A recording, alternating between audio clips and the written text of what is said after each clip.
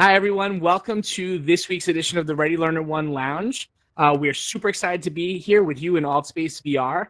And also, if you are not attending us live or in the live stream, we are excited that we are now part of the Education Podcast Network. So you can find all the recordings of each of our episodes there as well.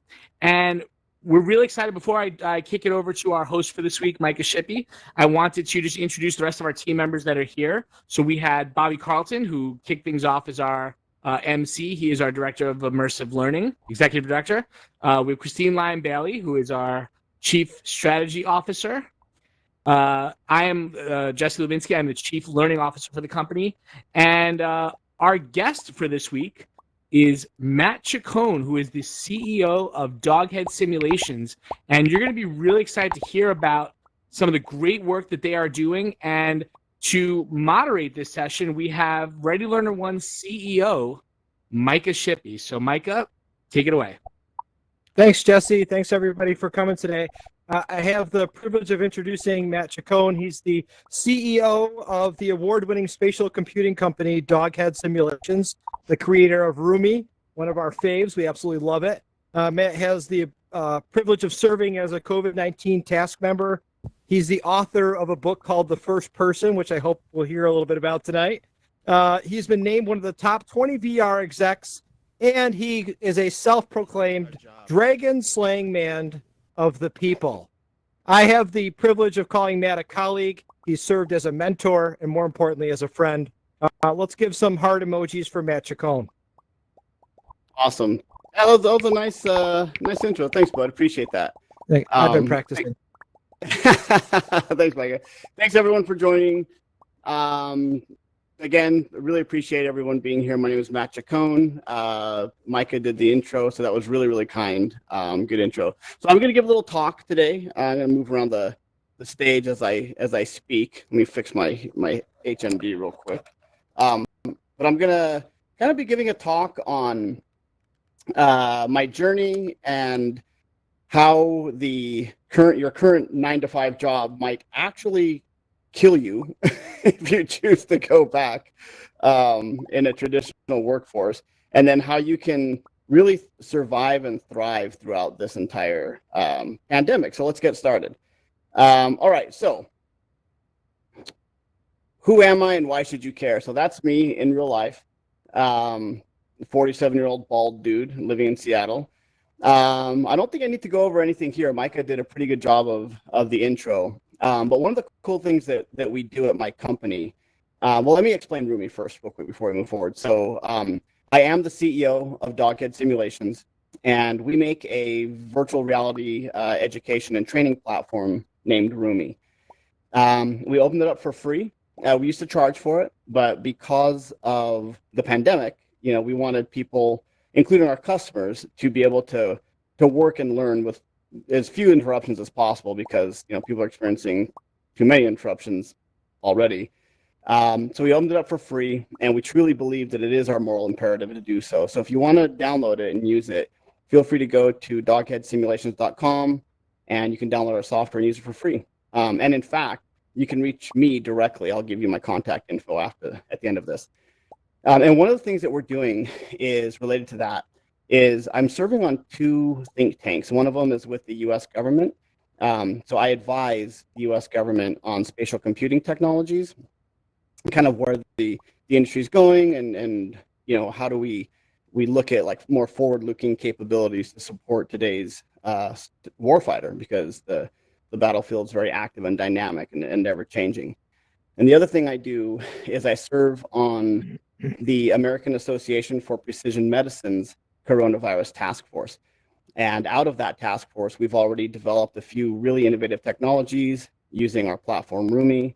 We filed for 1 patent already, and I've only been on the task force for 2 months. So we're moving fast in developing really innovative solutions to the crisis. All right, let's get started. Let's get moving. So I think we can all agree that our pre-pandemic normal worldview has been totally shattered, right? We're all now living in this very hasty reality of working from home. And I don't think I need to argue the point here that our digital transformation definitely didn't come from the CEO of our companies or the CTO of our companies. It was a virus that kind of spread quickly and throughout the world and forced us all to work from home. So, and we're all here today, kind of experiencing that, which is pretty awesome, I think, actually. With the exception of all of the bad things that happened as a result of it. So, one of the things I wanted to cover here is this slide, and I think this is something that we're all experiencing right now. So if education and work up here are the nail, then Zoom, Google Hangouts, Skype, all of these kind of typical market incumbents, they are the rock that we're all kind of using to bash in that nail into a slab of wood to build a house, and it's not really that effective. Meanwhile, over here on the right side of the screen, my left, we've got a whole host of other tools called virtual reality. These are all much better suited to build a house. So what we've experienced lately is, why would we ever use a rock to bash in a nail when we've already got a box of hammers here? So I would love to encourage everyone. I think we're all kind of, we bought into this, but let's all use the right tool for the job. And right now, to collaborate remotely, I truly believe that is virtual reality and immersive, applications like this. Okay, so as unemployment rates skyrocket around the world, we all need better options to supplement our incomes. Employers who might have approached layoffs in like a more cautious manner, maybe to avoid litigation or what have you, can now use this crisis as an excuse rather than a reason to reduce operational costs that come with really large kind of in-office workforces. And we're seeing that, people around the world are experiencing dramatic layoffs, and we're way above this number here. We're actually closer to 20% now. And actually, there are employers who don't fall into these categories, who are just being forced to lay off very good and talented workers, simply because they're just going to go out of business if they don't do so. So when we eventually do return to the office, it's going to look very different than it did in our post-pandemic reality. Does anyone remember this? I know you're all on mute, but if you can just give me some emoji love if you remember this. It doesn't really matter what it is. But there was this movie called Jurassic Park. And as states and companies start to reopen for business as usual, they might actually be opening a bit too early. So I just want to remind everybody not to forget what happened when this so-called family-friendly business called Jurassic Park opened a little too early, right? People died in the bathroom. So I don't know if you remember the scene without lawyers in the porta potty, and he got eaten by a T-Rex. So yeah. I think that image says it all. When you go back to work, try not to die in the bathroom.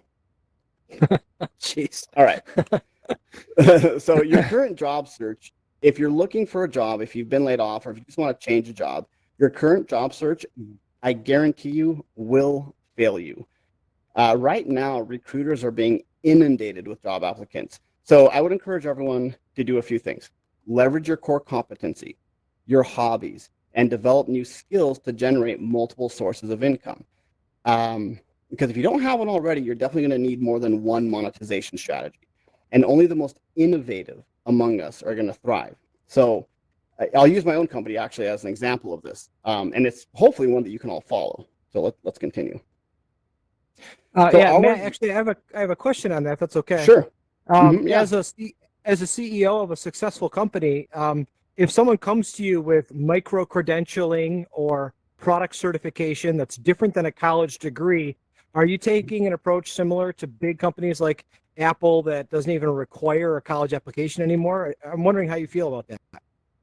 Yeah, so it's a great point. So I wrote an article on LinkedIn.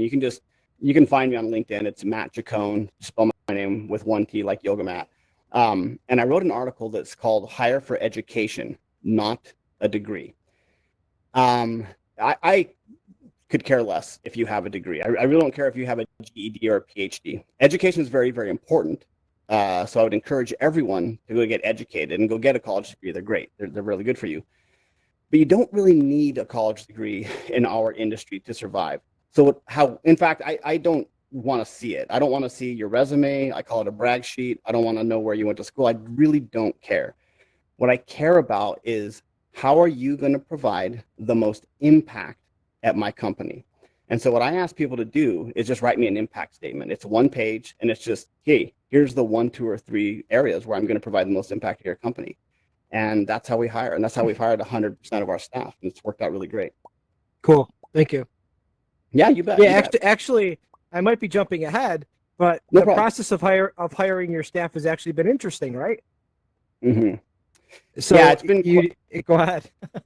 Yeah, it's been quite cool actually. So how we hired our entire staff is we hired our whole company directly in virtual reality. We didn't interview. Well, we did hired everyone through impact statements, and we did all of our interviews in VR using our software Roomy. I actually didn't meet a single person on my staff in person in real life for 3 months, and we hired people in Brazil, Florida, London, New York, and all throughout the U.S. And it didn't matter. Actually, what mattered more was what was in their brain and what was in their heart. And as a result, we were able to achieve massive traction almost immediately around the world. So it was very, it's a strategy that I would encourage everyone to follow because it definitely worked for us. Mm-hmm. Thank you. Yeah, for sure. Yeah. All right. So you want to continue? Please. Yeah, go ahead. Yeah. Okay, cool. Yeah, so what you're seeing right here is a 700% increase in our Roomy users, and that was taken on April 9th. So we have dramatically outpaced this already. It's actually really hard to keep up. But because of everything that Micah was saying, kind of how we hire, what we really care about, what's in your head and what's in your heart, it's helped us develop very strong relationships and with our employees and our partners and move forward fast. And we've always, from day one, we've always taken a very unconventional approach to running our business. But from day one, we've also had a crystal clear monetization strategy. So, we've, as a result, fast forward to this, we don't have a physical office, really unconventional operation practices. And as a result, because we didn't plan for a crisis like this, it didn't affect us negatively. I mean, we didn't need to plan for it. In fact, it's really, we've benefited from this crisis. So it's kind of a weird good news, bad news scenario. Which these next slides actually kind of explain that. So because we've never had a physical office, we have, and because of some of those innovative practices, we save every year. This is data that you're seeing on the screen from my current company. So we save every year about $200,000 a year in just business operating expenses, and that's just physical office and not attending conferences, like physically conferences. We do, but there's strategies that we employ for that. So when COVID-19 hit, we didn't need to lay off anybody. We didn't need to do any kind of reductions in staff or workforce or operating. We didn't need to cut a single budget. In fact, we're growing, and we're growing very fast. So what we see, what we see here on the screen is some of those dramatic increases that are not only increases in employee productivity, but also in our growth. So I know you might convert this to a podcast. So let me just read this off from the screen.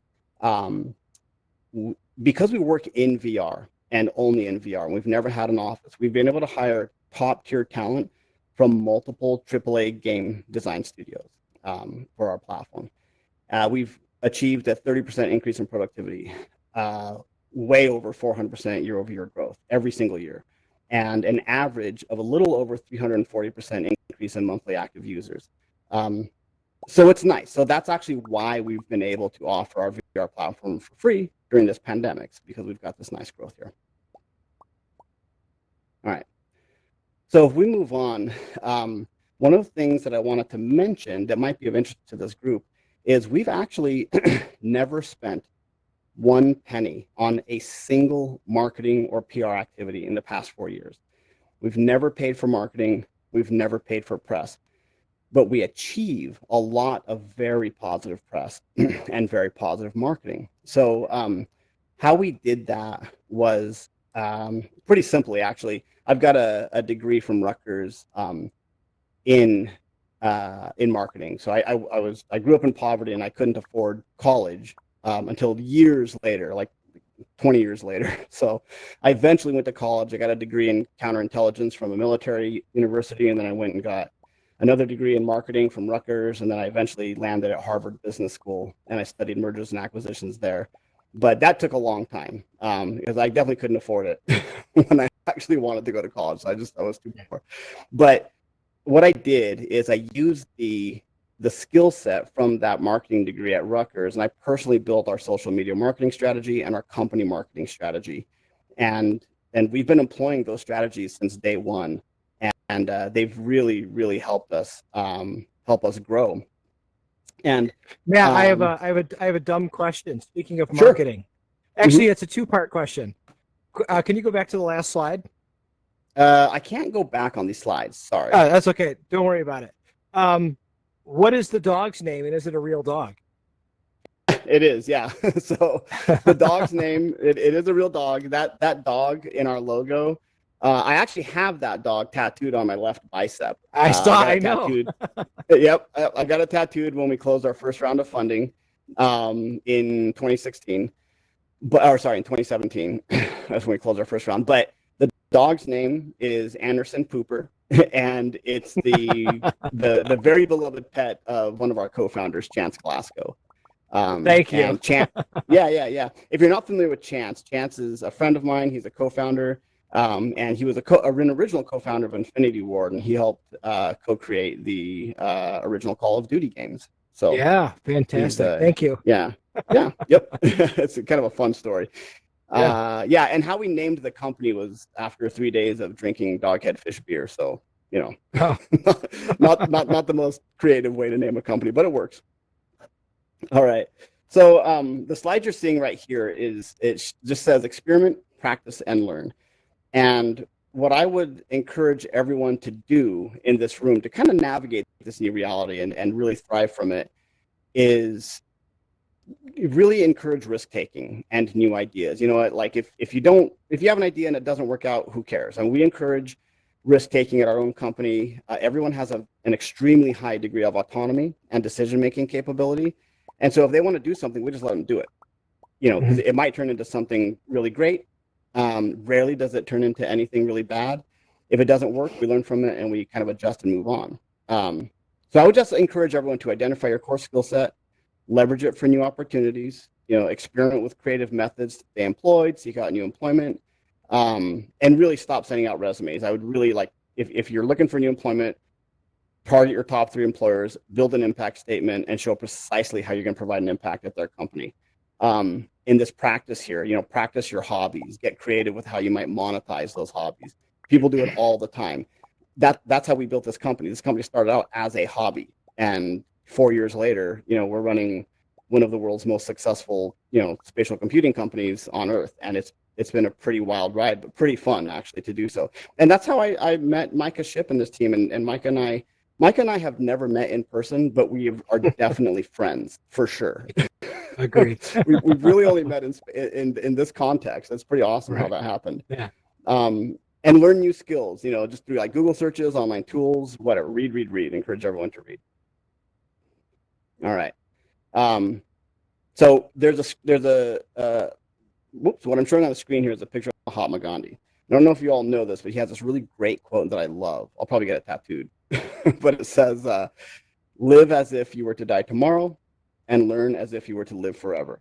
So what I encourage everyone to do, and I do this in my daily workouts as well, for those of you that are joining, is whatever your situation, just never give up. Put yourself in a mindset to always kind of keep moving forward, and try not to use this time as an inconvenience, but use it as an opportunity to grow. And the one thing I want to leave everyone here with is this. I would encourage everyone to reach out to me directly. You've got my email there and my Twitter handle. You can reach me on Twitter at the VR CEO as part of my 90-10 initiative. So I started this thing years ago called 90/10. And it's where I freely give away 10% of my time every single day to anyone on earth that wants it. I have an open calendar. Anyone on earth can schedule 20 minutes with me at any time, 7 days a week. And I've taken full advantage of that, and I'd love to know what percentage of your 10% I've actually taken from you. So I appreciate that. Thank you. Micah, you might have taken 110% of my 10%. That's how I roll, buddy. But I love it. I love it. But yeah, I mean, if you want to reach out, I grew up in poverty, and I didn't have anyone helping me when I started my first company, and I only had people telling me I would fail. And I did fail a lot. So, 3 years after starting my first company, we had a $63 million IPO. So that was a nice kind of positive event that came out of it. It could have gone exactly the other way, but it didn't.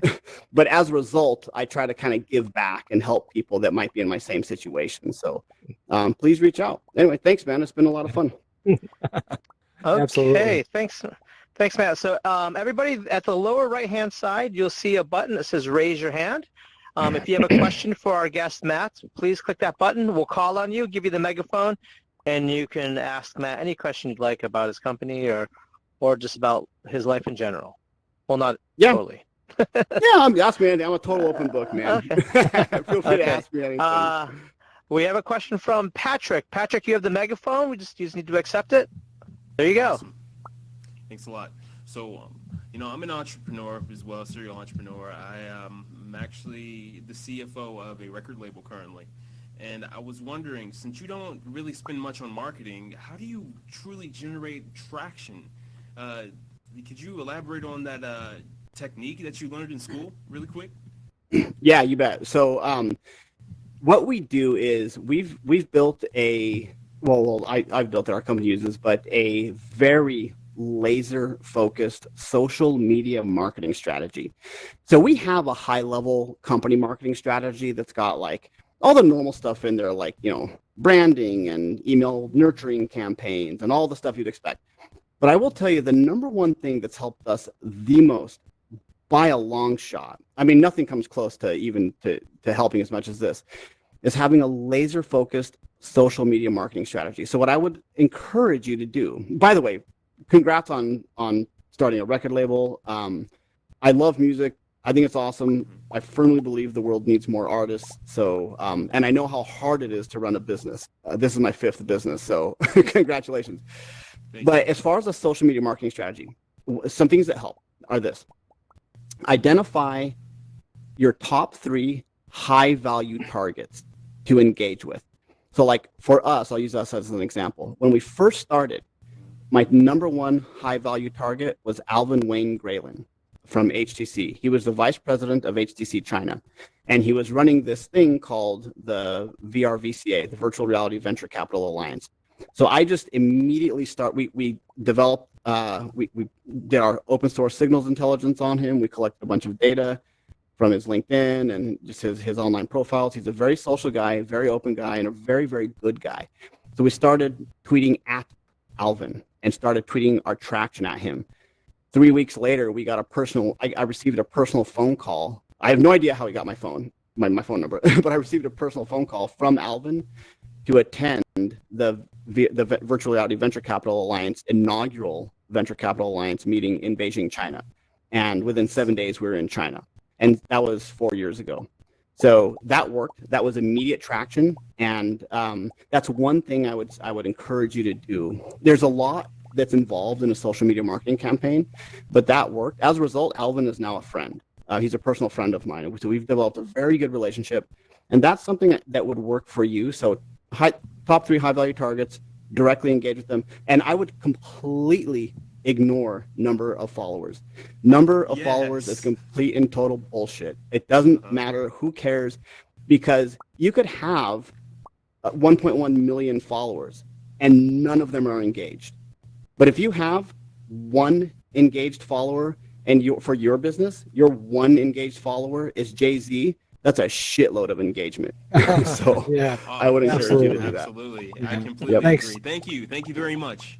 You bet, man. Awesome. Thanks, Patrick. That's a great response, Matt. Patrick, thank you for that question. Okay, so if anybody has a question, hit that raise your hand button and we'll call on you. Matt's here. And okay, we have Gary. Gary, you have the megaphone. Hi, thanks. There you go, Gary. It's pretty interesting to see what you have up here. Enjoyed the conference. I'm wondering if we can go as far as to talk about like education and this time right now. Looks like your platform's like right for extending what's happening and allowing students of maybe all ages to come on to a platform that could help them. What do you think about the bridge between people that have the affluence and the resources to use this technology and the ones that really don't have the financial and the wherewithal, maybe the complexity with intelligence within their family to do it? Can you talk about that a little bit? Are those some challenges you're trying to face? Yeah, I will absolutely talk. So that's a great question. Thank you very, very much for bringing it up. So that's the reason we started this company in the first place. A lot of companies will say like, hey, we're making the world a better place, or we're democratizing education. We don't say that. We're actually doing it. We have all the proof that we're doing it. We don't say that because we don't like the kind of catchphrases, But what I will tell you is this, actions always speak louder than words. So we just let our platform speak for itself, and we let our actions speak for ourselves. So here's an example. I'll take a top down. So the top is my old alma mater, Harvard University. I didn't go to the university. I went to the business school. But anyway, Harvard University uses our software. They use us to teach Egyptology. And how they use us is they're bridging Harvard students with China as a university, and they're teaching them Egyptology. So that's a really nice example of two very expensive top 100 schools bridging this gap, kind of over the wall, so to speak, between two countries that shouldn't really politically be interacting. So we like that. We like that we're bridging that gap. The flip side of that coin is we've been used in let me explain this way. I'm getting a little bit of feedback from I am as well. What's going on. But I'll just continue. We were recently featured in a PBS documentary showing how we've been able to bring high school to students on the island of Pemba in Tanzania, where high school did not exist before. And how we're doing that is we donated through a partnership with HTC and AMD, we donated hardware and our software to the people on the island of Pemba in Tanzania and to a high school in Nashville named Hunters Lane High School in Nashville, Tennessee. So as a result of those efforts, which we did entirely for free, we were able to bridge that gap between a really cash-strapped frontier economy like Pemba to almost an equally cash-strapped economy in America, in a kind of a depressed area in America, Nashville. But as a result of that, people in Pemba in Tanzania are now able to go to high school by interacting with students and teachers in Nashville, Tennessee. And we're very, very proud of that because it enables people to kind of bridge these social gaps, to just break down these barriers, and enables the people in Pemba to go to high school actually when that just wasn't possible. And what's nice about that is there are people around the world in Nashville, Tennessee, in frontier and emerging markets that might be the next Mary Curie or the next Einstein, and they just don't have access to the educational resources that allow them to learn. So those are just two examples of what we're doing. And I will tell you personally, because I myself grew up in poverty in South Central Phoenix, Arizona, and I couldn't afford college when I wanted to go, so I had to wait until I could afford to pay for it myself. We are on a mission to bring high quality education to anyone on earth that wants it for the low price of a subscription service.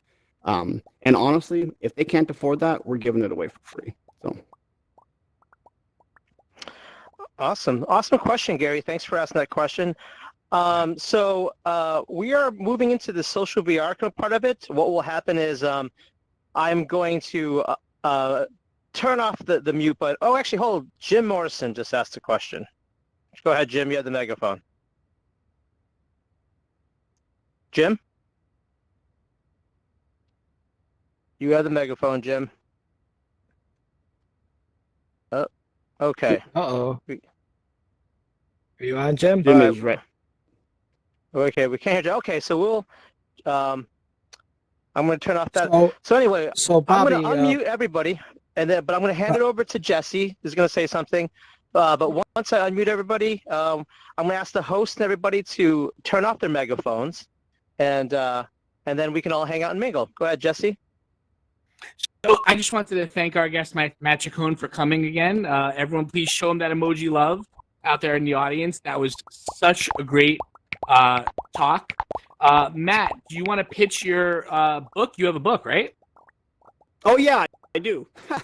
Thanks for reminding me that I have a book.